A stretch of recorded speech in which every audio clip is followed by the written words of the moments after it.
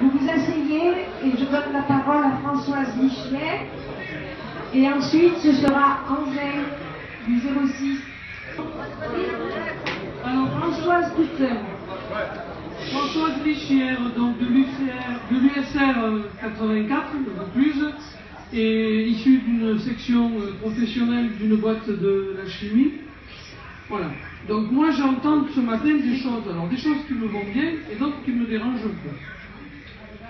Dans ce qui me dérange, je le dis comme ça m'embête qu'on ne veuille plus avoir la référence au travail. D'abord parce qu'on s'appelle Confédération Générale du Travail, ça me gêne un peu, et puis parce que dans le concret, je vais dire deux mots sur deux de mes aspects de ma vie, c'est-à-dire le pouvoir d'achat. Mais mon pouvoir d'achat... Qu'est-ce qu'on attend là? Ça y est, c'est parti. Voilà. Vous ne me déstabiliserez pas. Mon pouvoir d'achat, dans les côtés positifs, il est le fruit des luttes que nous avions menées dans notre entreprise, que ce soit sur le pouvoir d'achat d'ailleurs et sur les classifications. Sur les côtés négatifs, il est aussi le fruit de la discrimination syndicale que j'ai vécue et que j'ai subie parce que militante CGT. Bon. Mon pouvoir d'achat, il est aussi le résultat sur les retraites complémentaires des choix que nous avions fait dans l'entreprise de payer les cotisations au maximum. C'est la CGT qui l'avait fait. Et on est victime actuellement de la politique du patronat qui fait tout pour ne pas nous les augmenter. Donc le lien avec le travail, pour moi, il existe toujours fortement là-dessus. Le deuxième aspect, c'est ma santé. Je suis issu d'un site classé amiante. Donc la santé, elle est bien liée à mon lieu de travail. Et la bataille qu'on a menée, d'abord le syndicat a mené la bataille pour faire reconnaître le site classé amiante. Et je peux vous dire que Saint-Gobain, il ne s'est pas laissé faire. Il a fallu aller jusqu'en cours de cassation pour que ce soit admis. Mais ensuite, le syndicat a mené la bataille, le syndicat CGT a mené la bataille pour sur le préjudice d'anxiété. Et à ce titre-là, nous avons refait appel à tous les anciens syndiqués qui n'avaient pas repris leur carte en tant que retraités. Nous en avons fait le tour. On a doublé les forces de notre section retraitée grâce à ça. On est allé en procès, on a gagné. Et pour le moment, je le dis comme ça, parce que je ne suis pas naïve, pour le moment, tous ceux qui avaient repris leur carte l'ont gardé encore. Donc on mène une activité, on a des nouveaux cadres dans notre section retraitée. Mais notre santé, elle est quand même bien liée, parce qu'après, ça c'est l'action qu'on a menée. Mais autour de moi, j'en vois plein qui malheureusement se retrouvent avec des maladies à la con et vont crever d'un cancer de merde, parce qu'ils ont respiré n'importe quoi dans l'entreprise, et qu'en dehors, parce qu'il n'y avait pas que l'amiante, il y avait d'autres choses.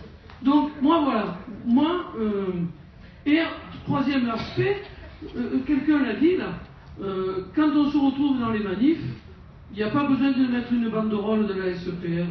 Les camarades, ils se retrouvent tous, parce qu'ils ont envie de se retrouver ensemble. Et ils ont envie de retrouver les actifs de la boîte aussi. Voilà. Donc, attention, moi voilà. Après, j'ai entendu des choses qui me conviennent très bien, c'est bien sûr ce qu'a dit Maryse, aussi ce qu'a dit la camarade devant moi, la première qui est intervenue, Claudette, quand elle a dit que pour vivre ensemble, il fallait travailler ensemble. Et je pense que ce dont on n'avance pas dans la CGT, c'est le travail ensemble. C'est sûr, mais pas que chez les retraités. Parce que si chez les actifs, on avait l'habitude de travailler ensemble, et quand on arrive aux retraités, on continuerait à travailler ensemble. Mais enfin, qu'est-ce qui se passe dans nos UD ? Voilà, qu'est-ce qui se passe dans nos UD ? Chaque camarade reste enfermé dans son entreprise, il oublie qu'il a une deuxième jambe qu'il interrompt. Donc quand il est retraité, c'est difficile pour la découvrir, la deuxième jambe. Voilà, donc c'est compliqué de travailler ensemble. Et nos retraités, moi je pense pas qu'on soit considéré comme une force d'appoint dans les manifs, mais par contre on est considéré comme une force d'appoint pour diriger les UL, pour faire les permanences juridiques, et pendant ce temps-là, on ne fait pas du syndicalisme spécifique. Alors, attention, moi je pense qu'il faut qu'on apprenne à travailler ensemble, toutes les sections professionnelles, et ensuite, toutes les sections professionnelles travaillant ensemble, on ira faire du recrutement pour aller voir tous ceux qui ont perdu leur entreprise et tout. Mais tant que les sections professionnelles qui représentent, alors moi là je vais parler pour le Vaucluse, 90% de nos forces, les multipros, ou ce qu'on appelle maintenant les individuels, parce qu'ils sont devenus individuels et plus multipros, sur les listings que j'utilise, eh bien, ils ne représentent même pas 10% dans le Vaucluse. Donc je veux dire, faisons travailler ensemble nos sections professionnelles. Et à partir de là, je pense qu'on s'ouvrira des horizons beaucoup plus clairs pour aller faire du redéploiement parmi les autres. Merci. Bien, alors, Angèle, c'est ton tour. Ensuite, ce sera Claude Mas. Avant de donner le micro à Angèle, j'informe Jacques Roger qu'il est bien inscrit, mais qu'il ne passera pas ce matin et qu'il n'est inscrit que pour cet après-midi. Voilà. Alors, il y a des camarades qui sont étonnés, effectivement, parce qu'entre ce matin et midi et demi, il y avait 10 camarades. On a déjà commencé la liste pour l'après-midi. Angèle de Rousseau, ISR 06, territorial, à la retraite, depuis 5 ans. Moi, je voulais reprendre ce qu'avait dit le camarade tout à l'heure, je crois que c'était un cheminot, du Gard, qui disait que les femmes, la plupart n'ont pas travaillé. Je pense que c'est pas aussi simple que ça. Que les femmes, comme l'a dit l'autre camarade cheminote, elles aient eu beaucoup de temps partiel, de dispo parce qu'elles avaient de meilleurs enfants, c'est une réalité. Mais quand même, aujourd'hui, et je parle par exemple pour la territoriale, nous, la majorité du personnel, c'est du personnel féminin, qui travaille dans les écoles, enfin, beaucoup de femmes travaillent et sont prêtes de partir à la retraite, et il y en a un paquet qui ont pris la retraite. Bon, je pense qu'on ne peut pas dire que les femmes n'ont pas travaillé. Voilà. Je pense qu'elles ont des petites retraites, parce que justement, elles ont eu des salaires de merde, ça veut dire. Elles n'ont pas eu de reconnaissance de leur qualification et que pour beaucoup, elles ont pris des temps partiels, comme le disait notre camarade. Il n'y a pas à côté d'aide pour la garde des enfants. Voilà.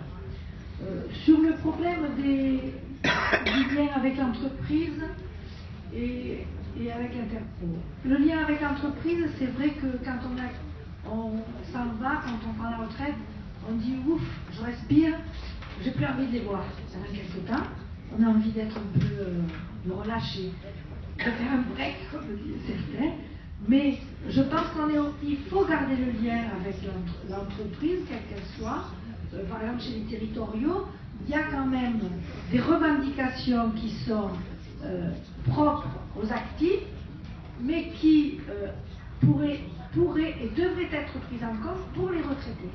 Il y avait une mesure, c'est celle-là dont je me souviens le plus quand j'ai commencé à bosser moi dans la mairie, c'est que quand il y avait une reconstitution, mais c'est vrai qu'aujourd'hui il n'y a plus de reconnaissance de qualification, il n'y a pas beaucoup de changements, il y avait, par exemple, quand on reconnaissait dans un grade une avancée, l'avancée était appliquée aux retraités. Même s'ils étaient à la retraite, on leur faisait un recalcul de la retraite, on leur donnait des points de vie. Aujourd'hui, il n'y a plus de reconnaissance. Elle a disparu cette mesure, et je ne sais pas comment. Je m'en suis rendu compte un jour parce que j'ai posé une question à un camarade, et je ne sais pas comment elle a disparu cette mesure du statut de la fonction publique territoriale. Je me suis posé la question. Mais en même temps, je crois qu'il faut aussi travailler avec l'Interpro, et en particulier on travaille avec les unions locales, puisque c'est là que c'est le plus près de où on habite, où on vit, et c'est là qu'on peut rencontrer les autres camarades. Je crois qu'il faut qu'on perde l'habitude de travailler chacun dans son coin. Il faut qu'on arrive à travailler à l'Interpro. C'est vrai que les territoriaux, on a eu l'habitude souvent, moi depuis que je suis militante à la CGT, ça fait longtemps, on a toujours travaillé, à dire les années, on a toujours travaillé dans les UL. J'ai toujours été à l'union locale et à l'UD aussi, mais je veux dire, bon, donc on a toujours eu cette façon de travailler sur les deux jambes. Voilà. Et je crois qu'on a intérêt à retourner à ça, et c'est vrai, à créer du lien entre la profession et le lieu de vie. Merci. Merci. Donc, Claude Mas, et ensuite,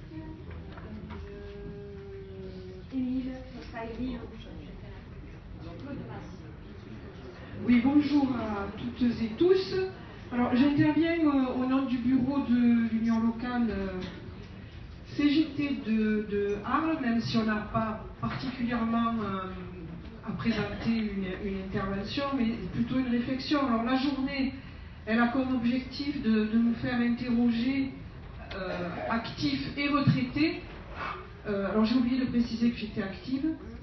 Sur l'utilité du syndicalisme retraité. Donc, dans notre union locale, on essaie de s'interroger avec, bien entendu, l'insistance qu'ont nos camarades retraités dans l'union locale à nous faire interroger sur l'outil syndical de proximité avec les retraités et les actifs.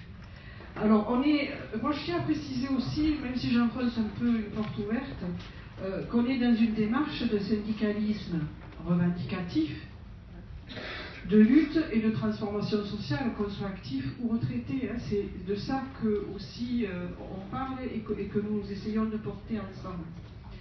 Donc on a eu une réflexion dans notre union locale qui aboutit à construire, alors c'est tout nouveau puisqu'on est en train de le mettre en place, même si ce travail de la continuité syndicale, et en tous les cas cette réflexion on la mène depuis longtemps, mais de passer à des travaux plus pratiques, de créer un collectif de continuité syndicale dans la commission exécutive de l'Union locale, qui sera animé par Lucien qui est à côté de moi, donc qui est retraité, militant, actif, et sans bien entendu remettre en cause les sections de retraités qui sont une réalité puisqu'il y en a un certain nombre dans notre union locale, en lien avec leurs syndicats d'actifs, mais aussi avec des retraités qui sont, alors la camarade vient de dire individuels, mais qui sont en tous les cas isolés, mais qui militent dans l'union locale, dans le collectif de retraités. Donc c'est une construction sur laquelle on essaie de s'attacher pour avoir un plan de travail très concret, mais aussi avoir une réflexion dans le nord du département, parce que Arles, dans ce coin du département qu'on appelle le nord du département, très près d'ailleurs du Vaucluse, il y a deux autres unions locales qui sont Tarascon et Château-Renard. Et là, on veut aussi, avec ces deux unions locales, et en relation avec l'USR 13 et l'union départementale, créer un outil de coordination pour établir là aussi un plan de travail commun pour faire grandir cette activité spécifique en direction des retraités. Bon, je ne vais pas aller plus loin, hein, c'est simplement pour pointer ce qu'on essaie de construire. Merci, Corinne. Alors, Pierre, il est parti. Émile.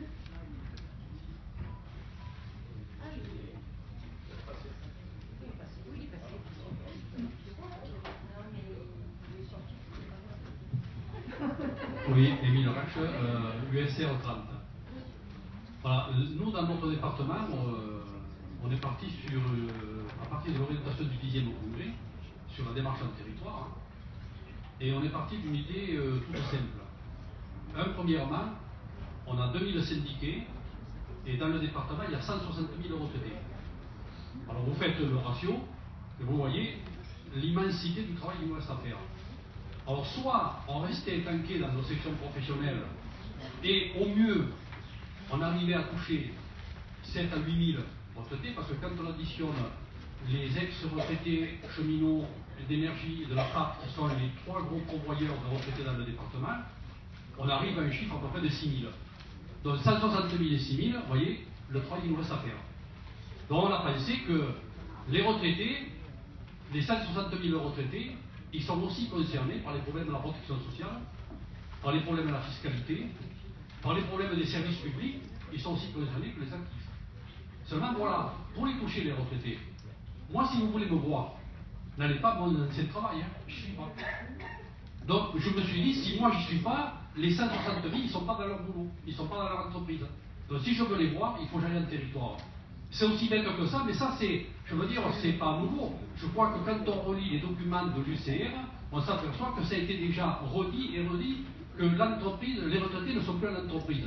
Mais il semblerait que de temps en temps, on l'oublie. Alors, il ne s'agit pas d'opposer actifs et retraités, section professionnelle et territoire. Nous, on ne cherche pas, les sections professionnelles, elles ont leur vie, mais c'est leur responsabilité. Par contre, la responsabilité du territoire, c'est l'USR qui doit essayer de le mettre en œuvre. Et c'est pour ça qu'on a proposé, ça a été repris dans ton rapport, on invente l'outil, non, puisque je me suis aperçu qu'il y a un département qui expérimente aussi. C'est la création d'unions syndicales locales de retraités, qui est un outil de territoire. C'est pas un outil qui a vocation à remplacer les secteurs professionnels. C'est un outil de territoire. Pourquoi de territoire? Parce que par exemple, sur Nîmes, 500 syndiqués sur Nîmes. Ben, nous, l'objectif, c'est qu'effectivement sur Nîmes, on soit en capacité, toutes les semaines, d'avoir une présence des retraités CGT sur les différents marchés, les halles, ou les différents endroits où il y a des retraités. Parce qu'effectivement, si on se contente de dire j'y vais que de temps en temps voir dans un marché une fois tous les 3 mois, tous les 6 mois, écoutez, quand vous rentrez chez vous, vous ouvrez le bouton de la télévision et tous les jours vous avez les gens qui défilent la direction des retraités. Hein. Alors si nous on se contente d'une fois tous les 6 mois, ça ne marchera pas. Donc l'idée c'est régulièrement créer des conditions de faire en sorte qu'un maximum, les 500 syndiqués n'iront pas sur le territoire, hein, soyons clairs, mais d'essayer de faire en sorte qu'on arrive à développer un outil en capacité d'aller à la direction des retraités. Alors, un exemple, sur Nîmes, il y a une USLR qui positionne sur Marguerite Pouls, c'est un camarade de l'énergie qui l'anime. Sur Nîmes, ça va être un camarade issu de la FARC qui va l'animer. Donc, on essaye de créer, à partir des sections professionnelles, de tirer les militants, dans un premier temps, des collectifs d'animation, et dans un deuxième temps, beaucoup plus large, impliquant tous les syndiqués de la ville de Nîmes pour quadriller la ville de Nîmes. Mais ça va se répercuter sur... Normalement, on doit arriver à le faire sur la ville d'Alès. Alors c'est déjà plus compliqué parce que là, il y a des relations conflictuelles avec l'UL, mais pas nous les retraités. Hein. C'est entre interprofessionnels qu'il y a des relations conflictuelles, alors c'est un peu plus compliqué. Le Vigal, c'est un syndicat multiprofessionnel dirigé par un camarade cheminot. Donc vous voyez qu'on n'est pas opposés. Et sur la ville de Uzès, il y a une tentative aussi de mettre en place une USLR aussi pour faire fonctionner en direction des retraités. Il y a également sur notre ville, c'est ce camarade de l'énergie qui a pris l'initiative de dire j'ai contacté un camarade à moi et sur le secteur d'Anduze. Donc vous voyez qu'on essaye, alors attention, on essaye de mettre en place un schéma qui va nous permettre réellement de s'impliquer dans les territoires. Parce que l'objectif est là. Ils ne connaissent pas quand même. Pierre Anquelinaire, cheminot, membre du bureau de l'USR et responsable de la qualité de vie syndicale. Bouche du Rhône. C'est de l'apéro. Et l'USR retraite. Voilà. Revenons sur le vif du sujet. Voilà. Il y a quelque chose qui m'interroge, mais m'interroge pas spécialement aujourd'hui, m'interroge depuis quelques années déjà, et chaque fois que je suis monté, invité au comité général, au niveau de l'UCR, je suis intervenu et je vais re-intervenir parce que c'est quelque chose qui est ancré en moi. Comment qu'on se doit, pour nous, en tant que responsables que nous sommes, de voir systématiquement, toutes les années, notre effectif de syndiqués qui est en train de péricliter. Depuis 1981, où s'est instauré l'UCR, toutes les années, on plonge. Et tout en sachant quand même qu'on arrive aujourd'hui à 16 millions de retraités, et les retraités, bien entendu, je ne m'oppose pas, y compris au niveau du professionnel, parce que les professionnels, il faut qu'ils y soient. Mais les retraités aujourd'hui, ils sont en dehors de l'entreprise. Et on a à Gamberger, on s'installe, il me semble, on s'installe dans une façon, je veux dire, de déclin au niveau de notre organisation syndicale. Vous allez me dire, oh Pierrot, tu nous parles vraiment pour des gagnants. Non. J'estime qu'aujourd'hui, y compris au niveau confédéral, y compris au niveau de l'UCR, mais l'UCR m'a apporté, je prends, y compris la direction de l'UCR, qui pose véritablement les problèmes. Mais poser les problèmes ne veut pas dire qu'on s'en empare pour les mettre en application. On est très fort pour écrire. On est très fort pour parler. Mais là où on a des difficultés, c'est sur la mise en œuvre de notre politique syndicale. Moi, je suis entièrement d'accord avec certains camarades, le peu que j'écoute. Voilà. Quand je suis là, le peu que j'écoute, c'est en ce qui concerne, oui, je le pense profondément, on est une force d'appui. Quand je dis une force, on est représenté comme une force d'appui. Alors il est vrai que c'est en train de se modifier. Mais ça va être long. Moi je vous le dis, ça va être long. Il est vrai que pour nous, je veux dire pour nous, on a à faire autre chose que ce que nous faisons maintenant.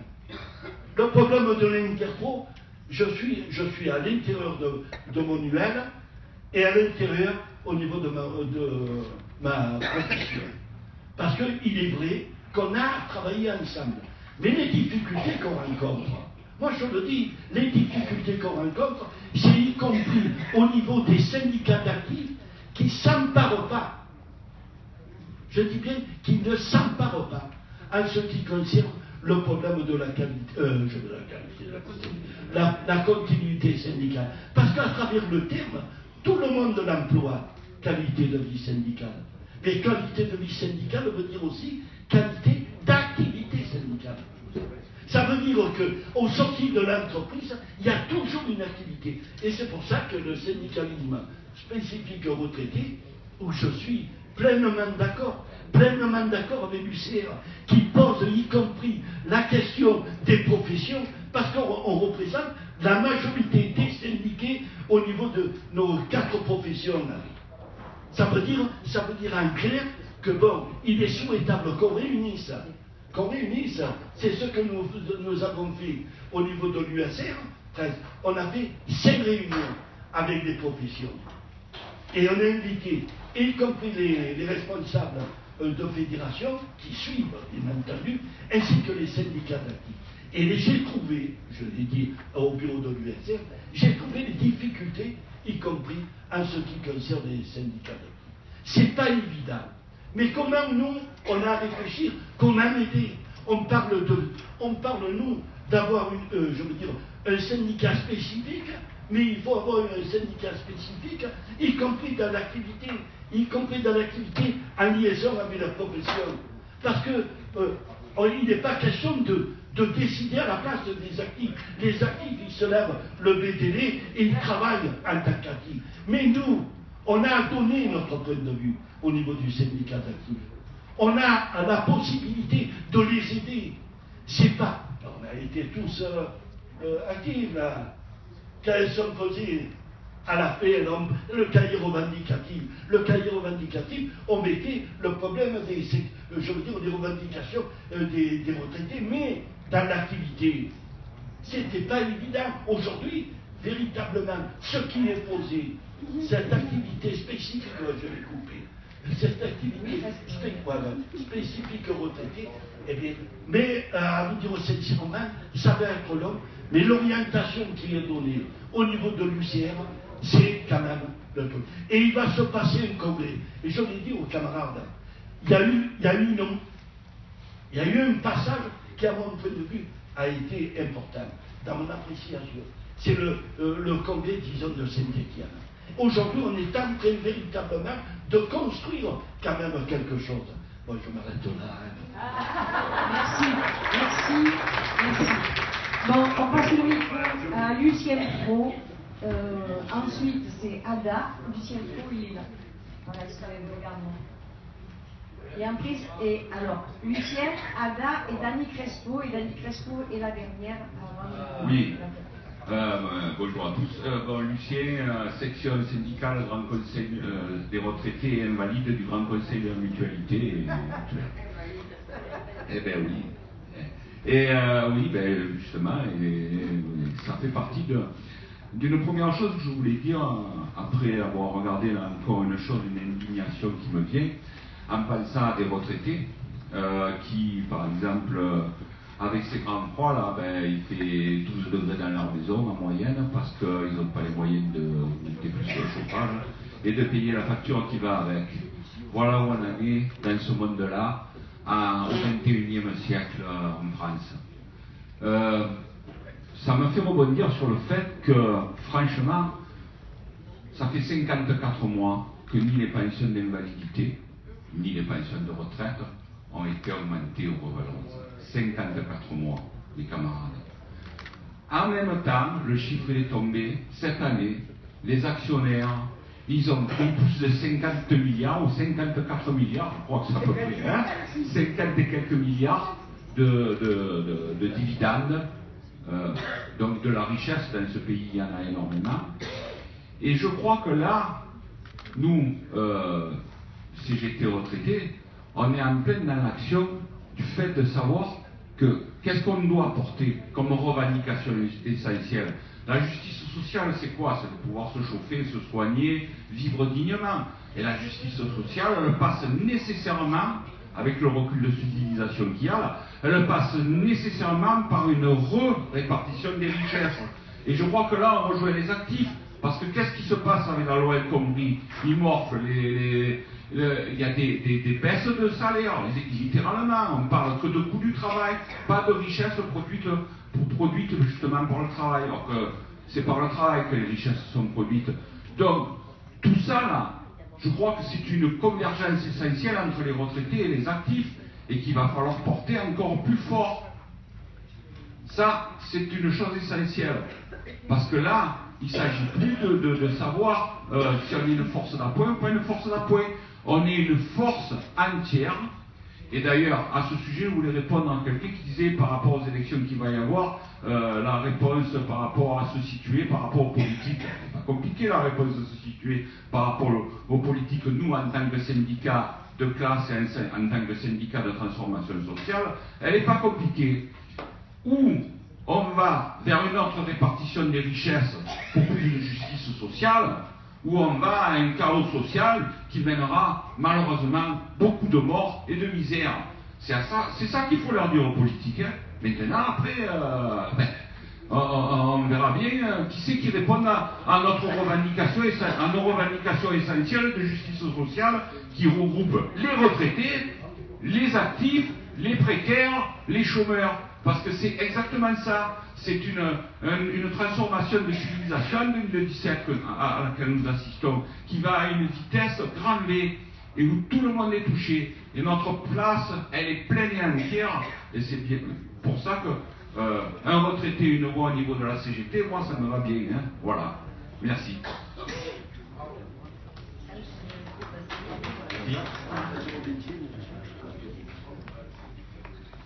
Ada.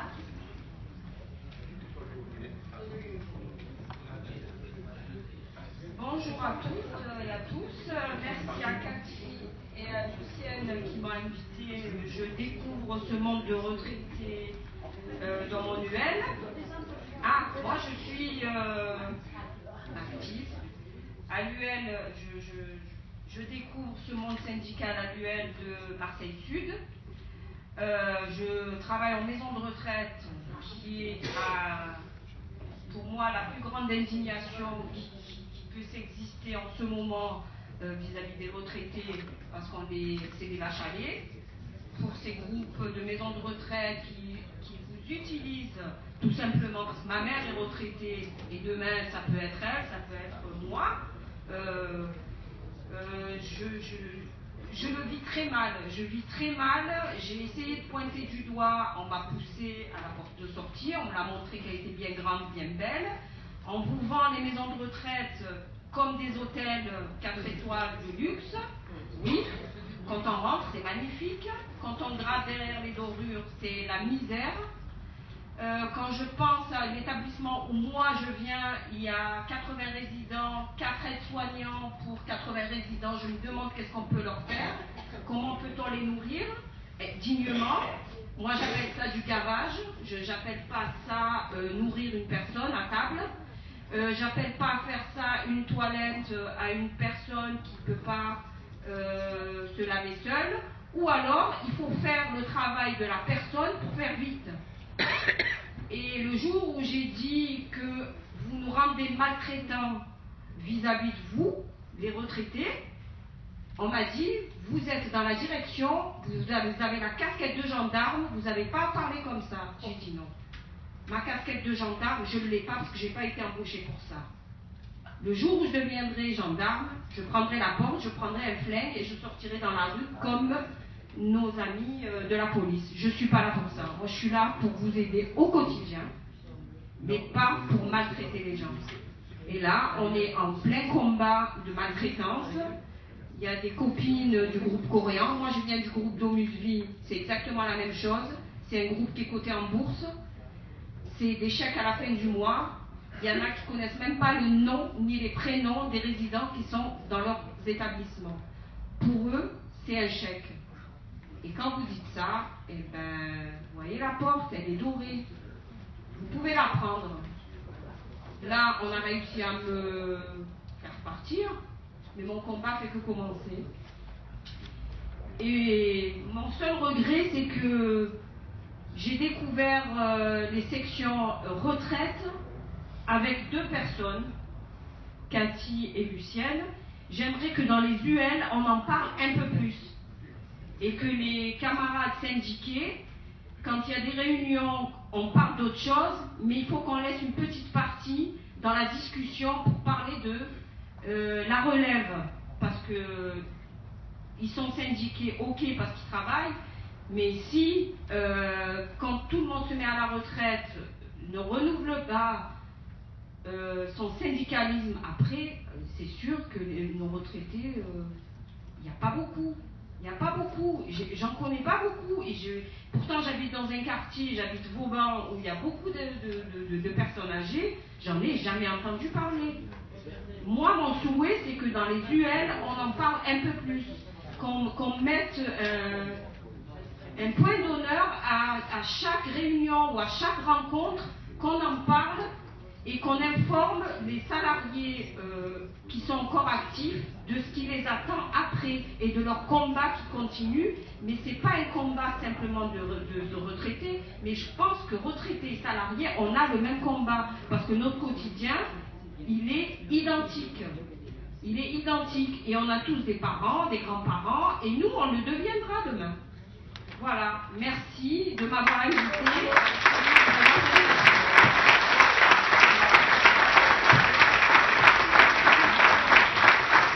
Sur les conseils de tout le monde, il ne faut pas que je sois long. Dany Crespo, FAT financier, les chèques postaux des Bouches-du-Rhône et CE-USR. Et en plus, je suis une section de Multipro. Voilà, je suis beaucoup émue après ce que vient de dire la copine Ada. Je dois dire que, bon, personnellement, ma mère était en maison de retraite 5 mois.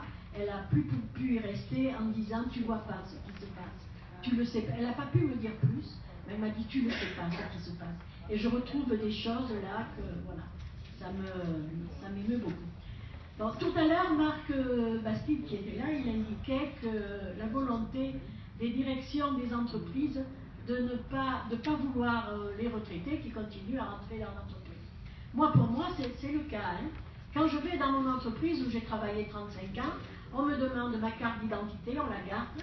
On me donne un badge, il faut qu'une secrétaire du syndicat vienne me chercher pour m'amener au local syndical, où la porte elle est fermée, où il faut que, voilà, il faut en plus un badge pour rentrer. Bon, je dois dire que ça fait quand même, ça aussi, ça a fait quand même quelque chose.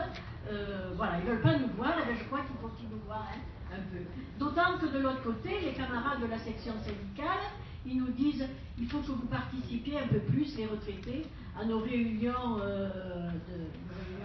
de section, enfin de syndicats, parce que pour nous aider à faire un peu plus prendre en compte, augmenter le niveau de conscience. Bon, je ne trouve pas qu'ils ont raison, parce que c'est eux qui sont le plus en capacité, à partir de la réalité, à partir de ce qu'ils vivent, de faire accroître le niveau de conscience. Mais en fait, ils ont besoin aussi des retraités, ils le disent, et bon, je crois que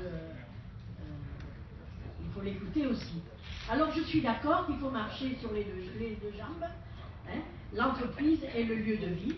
Il y a d'ailleurs à noter quand même que autant dans l'entreprise souvent que dans certains lieux de vie, la section qui fonctionne le mieux, c'est celle des retraités. Hein. Il faut quand même pas, il faut aussi qu'on se rende compte de certaines choses. Et je ne suis pas d'accord avec les coups de balancier que je sens depuis plusieurs... je le sens peut-être mal, mais je le sens comme ça, de tous basculer sur le lieu de vie. Voilà, je le perçois pas toujours bien, sans doute. Et je pense que c'est mauvais.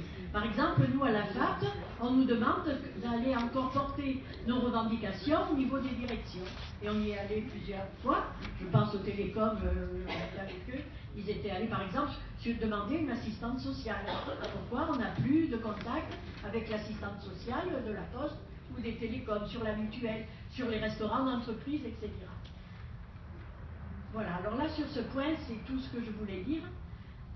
Alors, sur le deuxième point, c'est sur la continuité syndicale. Quand on est actif, et je pense que c'est ce qu'on dit toujours dans nos stages de formation, on se syndique parce qu'on a des revendications et qu'on organise de l'action pour les faire aboutir. Et je crois que c'est la même chose avec les retraités, hein. Il n'y a pas de différence. Sur les revendications, notre union départementale, elle est en train de mettre en place un cahier de revendications départementales. Et on va essayer, nous, dans une petite section syndicale des financiers, je sais que les télécoms vont faire pareil, essayer de le décliner au niveau des retraités, ce cahier de revendications, avec la volonté de le construire avec le plus grand nombre, faire participer le plus grand nombre, parce que même à la retraite, c'est pas les revendications pareilles quand on a 60 ans et qu'on vient de la prendre, la retraite, et à 85 ans ou plus, on n'a pas les mêmes revendications. Alors il faut essayer de le décliner pour tous les âges. Voilà. Et la deuxième chose, c'est l'action pour le faire aboutir. Ce qui nécessite, je pense, d'être souvent plus réactif. Au niveau de notre USR, on a fait de belles choses. Je pense notamment quand on est allé envahir FR3 et qu'on a eu après un débat. C'était pas prévu, mais bon, on a réussi à le faire. C'était des choses importantes, il y en a eu d'autres. On est allé l'autre fois devant les finances publiques, c'était aussi des choses importantes. Et je crois qu'il faut qu'on continue à faire un peu comme ça. La revendication et l'action derrière. C'est pour ça que hier, quand j'ai eu la déclaration de l'UCR, que je trouve très bien, sur la grippe et la situation des retraités, j'ai un peu souri, parce que j'ai dit le 7 mars, la manif, on va être tous morts. S'il arrive la grippe, voilà.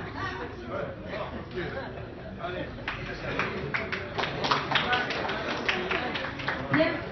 Donc maintenant vous êtes libérés, vous pouvez aller vous rafraîchir.